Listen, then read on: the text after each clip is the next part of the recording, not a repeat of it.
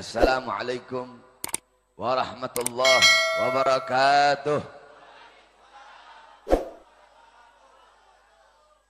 Bismillah. Wassalatu wassalam ala Rasulillah Muhammad ibni Abdillah wa ala alihi wa sahbihi wa man walah. Wa ba'd. Yang saya cintai, yang saya muliakan, para alim ulama, para habaib, para kiai, para asatid, para tokoh masyarakat, para aparat pemerintah, wabil khusus Al-Habib Hamid Al-Attas, Al-Ustadz Saidul Karno, beserta seluruh para alim ulama, segenap panitia peringatan Maulid Nabi besar Muhammad, beserta seluruh hadirin hadirat, bapak-bapak, ibu-ibu, khususnya para pemuda-pemudi sekalian, umat baginda Nabi besar Muhammad yang selalu dimuliakan oleh Allah Subhanahu wa taala. Alhamdulillah, segala puji dan syukur kehadirat Allah Subhanahu wa taala, yang dimana pada malam hari yang mulia ini Allah Subhanahu wa taala menjadikan lidah kita sebagai lidah-lidah yang mulia, karena tidak ada lidah yang lebih mulia selain lidah yang basah dengan bersolawat kepada baginda Nabi besar Muhammad. Kita duduk pada malam hari yang mulia ini untuk memuliakan dan mengagungkan hari kelahiran baginda Nabi besar Muhammad,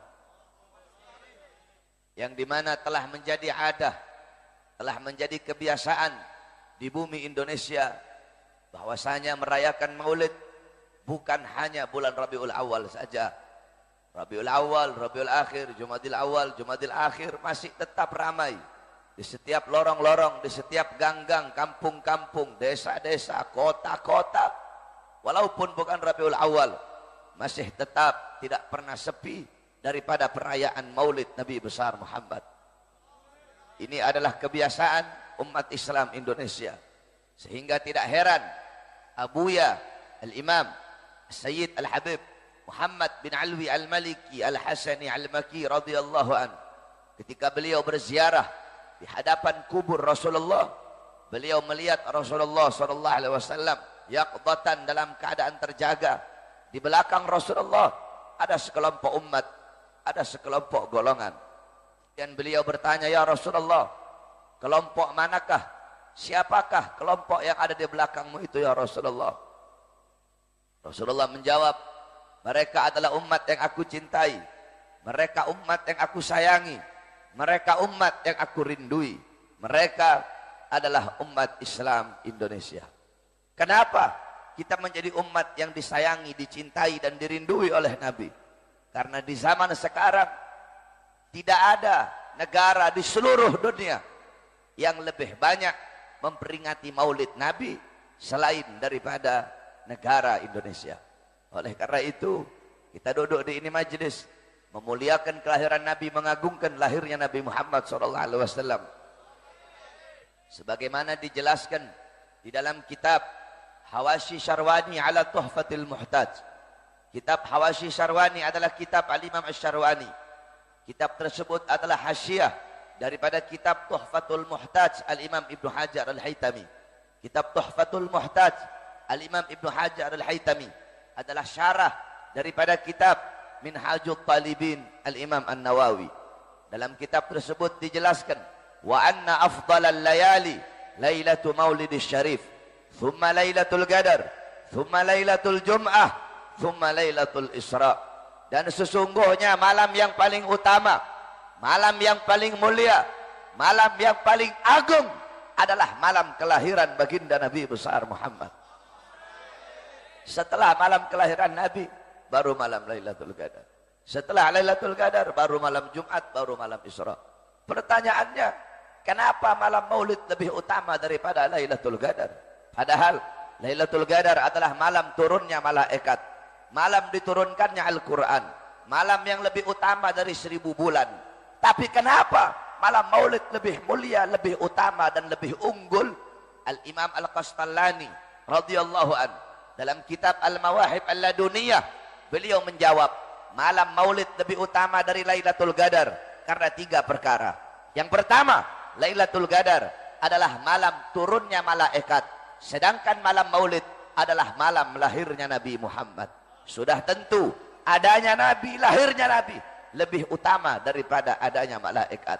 Yang kedua, Lailatul Qadar adalah anugerah Allah untuk Nabi Muhammad, sedangkan malam Maulid adalah malam lahirnya seseorang yang diberikan anugerah tersebut. Berarti kalau bukan karena lahirnya Nabi, tidak akan ada Lailatul Qadar. Yang ketiga, Lailatul Qadar adalah rahmat Allah untuk umat Nabi Muhammad saja, bukan untuk umat-umat yang lain. Sedangkan lahirnya Nabi, mauludnya Nabi, ini adalah rahmat Allah untuk seluruh umat, untuk seluruh manusia, untuk seluruh alam jagat raya, untuk seluruh makhluk, dan untuk seluruh alam semesta. Oleh karenanya, bagi kami, hari lahirnya Nabi adalah hari yang paling mulia sepanjang masa. Sebagaimana Abuya Maliki, Al-Habib Muhammad bin Alwi Al-Maliki, beliau pernah menukil syair daripada As-Sayyid Muhammad Amin Qutbi. Gal As-Sayyid Muhammad Amin Qutbi, ya Lailatul Itsnin, madha safahat, wahai malam Senin, apa yang telah menyapamu? Kau begitu mulia, begitu agung, begitu wangi, begitu sempurna. Wahai malam Senin, kau menjadi mulia, menjadi agung, menjadi wangi, karena padamulah lahir makhluk yang mulia, yaitu baginda Nabi besar Muhammad. Jadi bagi kami, hari lahirnya Nabi adalah hari yang paling mulia sepanjang masa. Kenapa? Karena hari lahirnya Nabi itulah yang membuka hari-hari yang mulia dalam Islam. Kalau bukan karena hari lahirnya Nabi, tidak akan ada Idul Fitri, tidak akan ada Idul Adha, tidak akan ada Lailatul Qadar, tidak akan ada kemenangan perang Badar, tidak akan ada Fathul Makkah, tidak akan ada hijrah, tidak akan ada Ramadan, tidak akan ada Muharram, tidak akan ada Asyura dalam Muharram, tidak akan ada Isra Mi'raj, tidak akan ada Islam, tidak akan ada iman, tidak akan ada Al-Quran. Kalau bukan itu semua diawali daripada hari lahirnya Nabi. Oleh karenanya kita duduk pada malam hari ini untuk bersyukur kepada Allah atas lahirnya cahaya alam semesta, yaitu baginda Nabi besar Muhammad. Sebagaimana Al-Imam Busiri radhiyallahu an dalam qasidah Muhammadiyahnya, beliau berkata, Muhammadun syukruhu fardun alal umami. Muhammad bersyukur dengan adanya beliau, bersyukur dengan lahirnya beliau. Wajib bagi setiap umat untuk bersyukur dengan adanya baginda Nabi besar Muhammad. Saudara-saudara, jangankan kita bersyukur dengan adanya Nabi, kita disunnahkan berpuasa pada hari Asyura. Kenapa disunnahkan berpuasa pada hari Asyura atau tanggal 10 Muharram?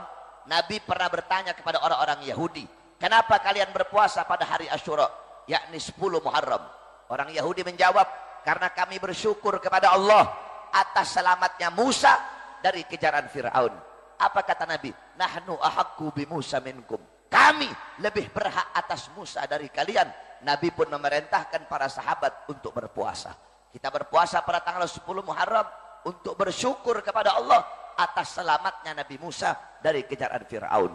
Saudara-saudara, bersyukur kepada Allah atas selamatnya Nabi Musa dari kejaran Fir'aun menjadi ibadah sunnah. Maka bagaimana kalian bersyukur kepada Allah atas selamatnya seluruh alam jagat raya ini berkat adanya baginda Nabi besar Muhammad? Bukankah dalam Burda dijelaskan, laulahu lam tukhrajid dunya minal adami? Kalau bukan karena Rasulullah, kalau bukan karena Nabi, dunia tidak akan pernah dikeluarkan dari ketiadaannya. Yakni dunia ini ada, dunia ini terselamatkan berkat Rasulullah. Maka bagaimana kita bersyukur kepada Allah? Kalau dengan selamatnya Nabi Musa saja kita harus bersyukur sehingga menjadi ibadah sunnah, yaitu berpuasa pada tanggal 10 Muharram. Maka bagaimana dengan terselamatkan seluruh alam jagat raya? Bahkan para nabi dan para rasul, beliau selamat berkat Nabi Muhammad. Nabi Allah Adam alaihissalam, ketika beliau berbuat salah, Allah keluarkan dari sorga, Allah turunkan di India, di bawah kaki gunung Himalaya. Selama 450 tahun belum Allah terima taubatnya. Ketika berada di kota Mekah membawa nama Rasulullah, baru Allah terima taubatnya. Nabi Adam terselamatkan berkat Nabi Muhammad. Nabi Allah Nuh, Allah selamatkan dari banjir. Kenapa? Karena dalam tulang sulbinya membawa nur baginda Nabi besar Muhammad. Nabi Allah Ibrahim alaihissalam, Allah selamatkan dari api Namrud. Kenapa? Karena dalam tulang sulbinya membawa nur baginda Nabi besar Muhammad. Nabi Allah Ismail, Allah selamatkan ketika akan disembelih oleh ayahnya.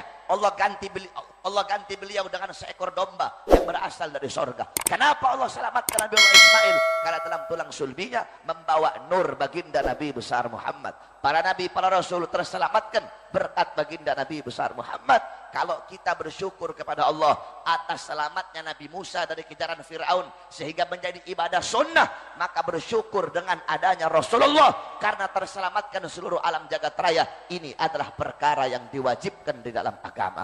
Oleh karena itu, hadirin sekalian yang dimuliakan oleh Allah, kalian duduk di majelis untuk bergembira, untuk berbahagia dengan lahirnya Rasulullah. Jangankan kita, dalam riwayat Sayyidina Abbas bin Abdul Muttalib, beliau bermimpi berjumpa dengan Abu Lahab. Abu Lahab sedang diazab, Abu Lahab sedang disiksa oleh Allah di dalam neraka. Tetapi setiap hari Senin Allah ringankan azab dan siksanya Abu Lahab. Dari salah-salah jarinya keluar air sehingga dia bisa minum dari air tersebut. Kemudian Sayyidina Abbas nanya, wahai Abu Lahab, kenapa setiap hari Senin Allah ringankan azab dan siksamu? Apa jawab Abu Lahab? Karena aku pernah bergembira sesaat dengan lahirnya Muhammad.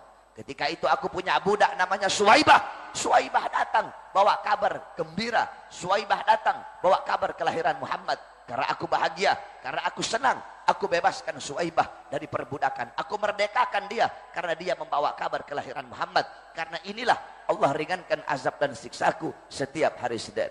Al-Imam Syamsuddin Ibn Nasiruddin Ad-Dimashqi, beliau berkata, itu Abu Lahab yang jelas-jelas masuk neraka. Itu Abu Lahab yang jelas-jelas celaka dalam Al-Quran. Allah ringankan azab dan siksanya karena karena Abu Lahab bergembira sesaat dengan lahirnya Muhammad. Maka bagaimana dengan umat Nabi kalau setiap saat, setiap detik sampai hari kiamat dia bergembira seumur hidupnya dengan lahirnya baginda Nabi besar Muhammad sallallahu alaihi wasallam. Bergembiranya kita dengan lahirnya Nabi. Yang suruh kita gembira bukan ustadz, bukan kiai, bukan habib, bukan para ulama, bukan para nabi, bukan para malaikat, tetapi yang suruh kita bergembira dengan lahirnya Nabi adalah Allah Subhanahu wa taala. Dalam Al-Qur'an sering kita dengar ayat, "Qul bi fadlillah wa bi rahmati fabidzalika falyafrahu." Katakanlah dengan karunia Allah dan dengan rahmat Allah, maka dengan karunia dan rahmat tersebut hendaklah mereka bergembira. Apa karunia Allah? Apa rahmat Allah? Dalam kitab tafsir Ma'alimut Tanzil Al-Imam Baghawi, dalam kitab tafsir Jami'ul Bayan Al-Imam Ibnu Jarir At-Tabari, dalam kitab tafsir Madarikut Tanzil Al-Imam An-Nasafi, dalam kitab tafsir Anwarut Tanzil Al-Imam Baydawi, dalam kitab tafsir Jami' Ahkam Al-Imam Qurtubi, dalam kitab tafsir Al-Imam Fakhruddin Ar-Razi, dalam kitab tafsir Jalalain Al-Imam Jalaluddin Al-Mahalli dan Al-Imam Jalaluddin As-Suyuti dijelaskan fadluhu Al-Quran wa rahmatuhu Al-Islam. Karunia Allah adalah Al-Quran dan rahmat Allah adalah Islam. Adapun dalam kitab Ad-Dur Al-Mansur, kitab tafsir bil Ma'thur Al-Imam As-Suyuti, beliau menjelaskan bahwasanya rahmat Allah dalam ayat tersebut adalah Nabi Muhammad. Sebagaimana dalam ayat yang lain Allah berfirman, "Wa ma arsalnaka illa rahmatan lil alamin." Tidak aku utus engkau wahai Muhammad kecuali engkau adalah rahmat bagi seluruh alam semesta. Maka dengan adanya Al-Qur'an sebagai karunia Allah dan dengan adanya Nabi Muhammad sebagai rahmat Allah, maka hendaklah mereka bergembira. Hendaklah saya bergembira, hendaklah kalian bergembira dengan lahirnya rahmat Allah, yaitu baginda Nabi besar Muhammad. Saudara-saudara, di hari lahirnya Nabi, seluruh alam jagat raya bergembira. Bukan cuma penduduk bumi, penduduk langit, para bidadari-bidadari yang sudah cantik, mereka dandan lebih mempercantik dirinya menyambut kelahiran Rasulullah. Para ghilman menggelar permanadi menyambut kelahiran Rasulullah. Para wildan menaburkan intan permata menyambut kelahiran Rasulullah SAW. Para malaikat beristighfar kepada Allah. Penduduk bumi, binatang-binatang, binatang yang ada di laut, yang ada di sungai, yang ada di darat, yang ada di udara. Sering kita dengar syair, rahatil atyaru tashdu fi layalil maulidi. Burung-burung amat senang, burung-burung berkicau bahagia pada malam hari kelahiran Nabi Muhammad. Tumbuh-tumbuhan, bahkan makhluk yang tidak bernyawa, batu, tanah, pasir, seluruh makhluk bergembira dengan lahirnya Rasulullah, illa iblis, kecuali iblis. Di hari lahirnya Nabi, iblis teriak, iblis menjerit, iblis tidak rela, Iblis tidak ridha dengan lahirnya Rasulullah sallallahu alaihi wasallam. Kenapa? Karena bagi iblis Nabi Muhammad adalah musuhnya yang paling besar. Karena bagi iblis Nabi Muhammad adalah makhluk yang paling ia benci. Sehingga ketika Nabi lahir, iblis teriak, iblis menjerit, iblis tidak rela, tidak ridha dengan lahirnya Nabi Muhammad sallallahu alaihi wasallam. Dalam riwayat, Nabi pernah nanya sama iblis, "Hei iblis, siapa makhluk yang paling kau benci?" Apa jawab iblis?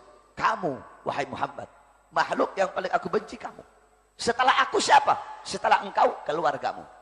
Setelah engkau, anak cucumu, yaitu para habaib. Setelah anak cucuku siapa? Setelah anak cucumu, yaitu para pewaris keilmuanmu. Siapa? Yakni para ulama." Jadi iblis tidak suka dengan lahirnya Nabi, tidak suka dengan anak cucunya Nabi, tidak suka dengan pewaris keilmuan baginda Nabi besar Muhammad, yaitu para ulama. Jawab semuanya yang keras. Berarti kalau ada yang tidak suka dengan maulid Nabi, siapa itu orang? Kalau ada yang tidak suka membenci maulid Nabi, siapa itu orang? Kalau ada yang mau cegah orang bikin acara maulid Nabi, siapa itu orang? Kalau ada yang mau bubarkan acara maulid Nabi, siapa itu orang? Kalau ada yang membenci para habaib, siapa itu orang? Kalau ada yang mencaci maki para habaib, siapa itu orang? Hanya iblis yang membenci anak cucu Rasulullah SAW. Apa kata Nabi? Hum itrati khuliqu min tinati fawailul lil mukadzibina bifadlihim. Man ahabbahum ahabbahullah, man abghadahum abghadahullah. Mereka keluargaku, mereka anak cucuku, mereka diciptakan dari tanahku. Maka celakalah bagi orang-orang yang mendustakan keutamaan mereka. Barang siapa yang mencintai mereka, Allah cinta kepadanya. Barang siapa yang membenci mereka, Allah benci kepadanya. Sampai-sampai Rasulullah SAW bersabda, "Man abghadana ahlul bait, hasyarahullah yaumal qiyamah Yahudiyan." Kila in shama wa shalla ya Rasulullah. Qala in shama wa shalla.